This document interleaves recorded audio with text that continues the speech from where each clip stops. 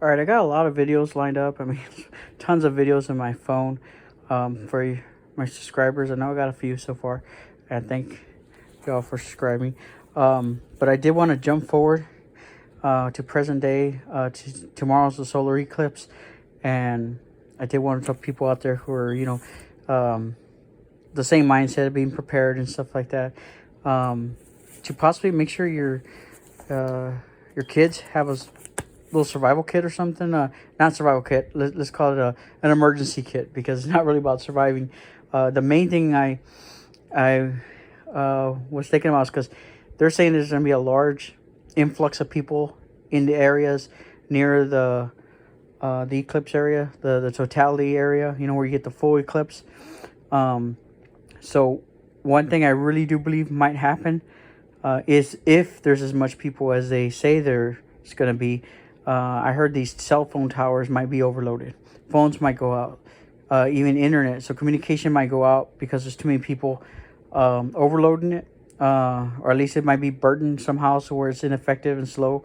And I'm also thinking too, like, if I drove to another little town to see it, because I was thinking that one time, when it's over, you're probably going to have that full influx of people leaving. So there might be, backups on the highway. I remember there was this one in the news a while back, right, from California, where people were in there for like days or something like that, right? So I'm just thinking worst case scenario.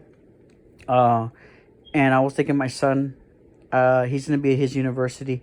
He's not going to get out of classes, and he's want to be with his friends anyways. I'm going to go to the area totality, but I did want him to have a plan just in case some of these things actually came to fruition.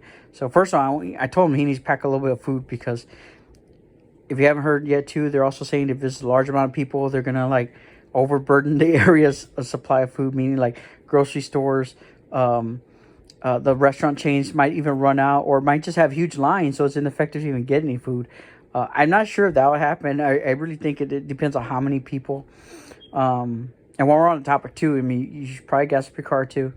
When there's hurricanes nearby my area, people come from those cities. And one time there was a year where there was a bit of a rush on gas and shortage. So it's things like that. Just the issues are just about a big influx of people. I really think if they say that many people, we might be, out of communications. So I told my son, if he has no phone, he has no internet. First of all, I told him that I can't get to him because he's at his university and he relies on me for a ride. He needs to know what's going on. So I went to Walmart. I bought him this little radio. It's designed to go on your arm, like for exercising, and it only works with the headphones. It's digital, so and it runs on batteries. Right now, it's on sale at Walmart. If you go to Walmart.com or the Walmart app and you scan it, it'll be $10. If you just buy the store without showing them that, they're gonna try to charge you like $13 or something. So you'll save about $3, $3 and change or something like that. If you show them that the Walmart app has it. And as of today, I just bought this today. I was gonna get some on Amazon, but then I was having trouble finding it, and this seemed to be the best. It's small. This is about the smallest I could find. I thought they can get smaller nowadays, but I couldn't find. But I like how it's battery operated, because if not for this event, he can at least still have this with him. He doesn't have a car, so it's not like he can go check the radio in the car. So he can know what's going on. And they have those rechargeable ones. A lot of them are on Amazon. I steered away from that. I would have preferred a rechargeable and a battery operated, but I steered away from that because just the rechargeable one, because you have to have a charge, right? Then you have to have power. So at least this, you could probably still find some battery somewhere. He's going to carry a few backup batteries separate, so it doesn't bust in here if he doesn't use it. He's not used to how old radios work. So I went ahead and, I thought it was good that it was digital. He did tell me, hey, it only works with the headphones. I thought that was a good thing, because you're not going to attract attention.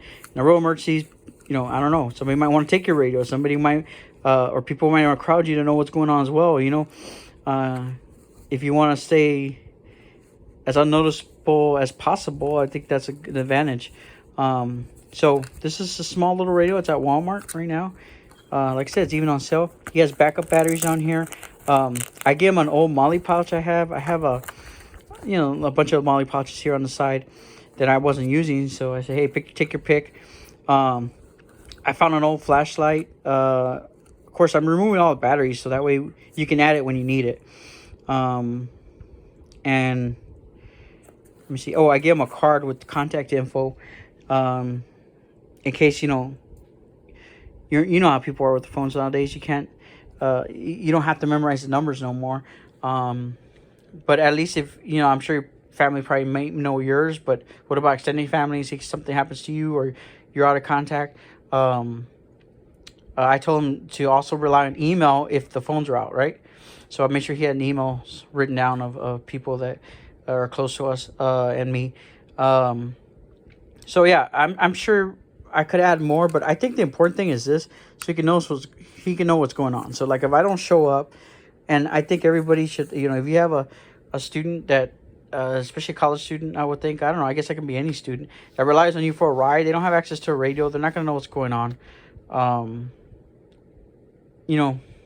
I guess younger kids are in the school system, public school education, have teachers that can kind of tell them what's going on, right? But in college, you're kind of on your own more. So I want to make sure he had a way of finding out what's going on. So if I don't show up, if I'm going to be delayed for, 6 hours because there's a holdup on a highway, he can at least hear that and anticipate that, I'm probably in that if communications are down. Okay.